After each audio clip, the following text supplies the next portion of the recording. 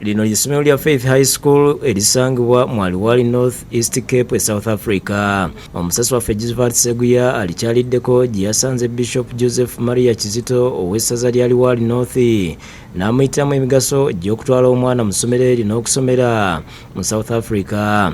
Gosisikele Afrika malopaganyiswa ponolayo.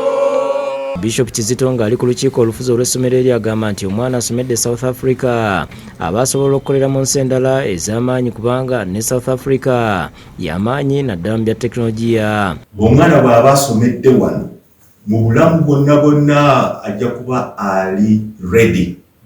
Ng'omwana asomedde wano kubanga baba afuuse dokita, afuuse akawuntanti. Agasseeko nti essomero lya Munnayuganda ate n'abasomesa abamu Bannayuganda. Kati nkyagadde ne kuba baleeta eddiini mu baana. Ekintu ekyo kirungi nnyo ate n'ebyokuyigiriza Bannayuganda balina omutindo mungi nnyo era ekirabo Bannayuganda kye bawadde South Africa byanjigiriza. Kizito agamba nti olw'okuba amakampuni mangi agali mu Uganda gava South Africa kiyamba omwana okusomera mu masomero ge South Africa agatuukana n'omutindo gw'ensi yonna. Mu Australia, mu America, mu Africa, zino zonna kampani zemulaba ezitambula mu Africa ziva wano South Africa. Kati ffe Uganda tekinologi waffe akyali wansi nnyo ate ensi yonna kati eri ku tekinologi. Loy Senyonga Kateregga nga ye director wa Faith High School asabye abazadde baweeyo abaana baabwe n'ategeeza nti ssente nsaamusaamu.